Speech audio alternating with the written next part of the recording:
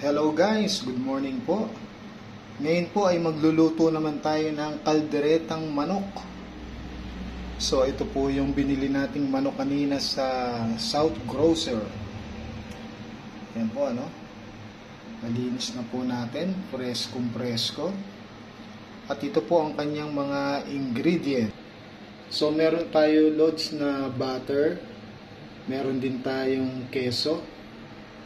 Meron tayong patatas, carrots, red bell pepper, bawang, sibuyas, seasoning, patis, suka, toyo, as usual, ketchup, pampapula. Hindi po tayo naglalagay ng tomato sauce sa ating kaldereta. Hindi tayo mahilig sa kamatis. Ito po, lalagyan natin ng ketchup para medyo pumula. At syempre, ang main ingredients niya na pampalasa. Ito mga idol. Ito pa lang kasi, panalo na. At hindi natin kalimutan, huwag natin kalimutan mga loads, ang pamintang durog. So, unang ginagawa ko po mga idol, minamarinate po natin ang ating manok. So, umpisahan na po natin i-marinate bago natin siya igisa. So, umpisahan na natin mga idol, i-marinate natin siya bago igisa. Lagyan natin ng seasoning. Siguro po mga 3 kutsara po. 3 kutsarang seasoning.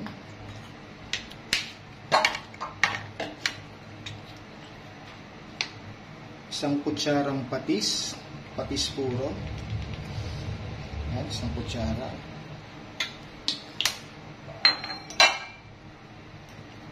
Bigyan po natin ng suka mga idol.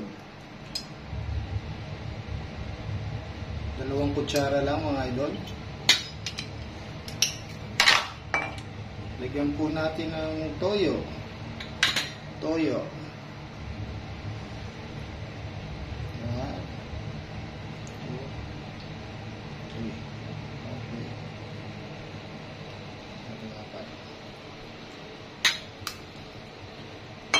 Then, lagyan po natin ng pamintang durog mga idol. Matatansya nyo naman mga idol. Siguro mga half teaspoon lang po mga idol. Then, syempre, i-mix nyo lang po ito mga idol. Mix lang po.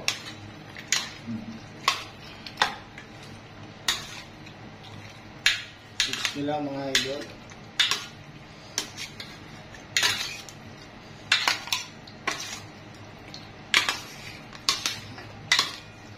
Para mag-even, mag-distribute yung mga seasoning na nilagay natin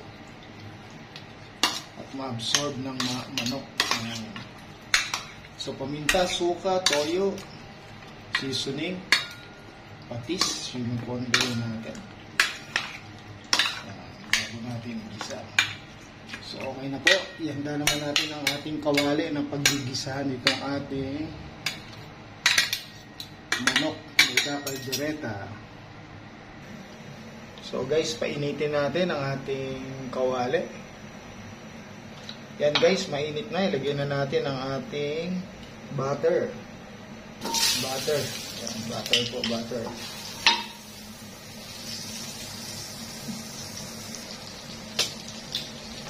Then guys, lagay na natin ang ating bawang. Sabay na po yan, pati ang sibuyas. Okay. So, igisa lang po muna natin ang bawang sibuyas hanggang umamoy na ang bawang. Yan guys, mabango na yung bawang natin, maamoy na. Kaya lagay na natin itong ating minarinate na manok.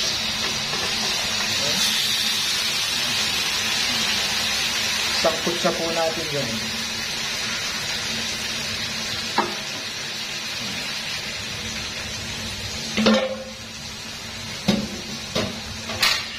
Then guys, takpan po natin. Yan, takpan po natin. Tapos, mahinang apoy lang po mga idol. Pag malakas na yung apoy, hinahanap po natin. Pag kumukulo na siya, hinahan natin ulit. Kaya natin makasangkot siya ng mga 5 to 10 minutes. Grabe guys, ang bango ng sinasangkot siya natin dahil sa butter. Napakabango. So, kumukulo na, hinahan natin yung apoy. Para ma-simmer siya ng mahinang apoy. After 10 minutes guys, lagyan na natin ng tubig. 2 glasses of water. At ilagay na rin natin mga idol ang ating caldereta mix. Ayan. Ikutin lang po natin yan.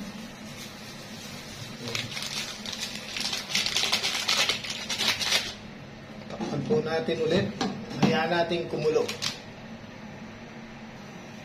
Ilagay na rin po pala natin ang ketchup mga idol. Ayan. Mga 4 tablespoon po ketchup. After 15 minutes guys, lagay na natin yung ating keso. Pampakreamy, lagay na natin yung ating red pepper, carrots, patatas. Stir na natin sila dyan mga idol.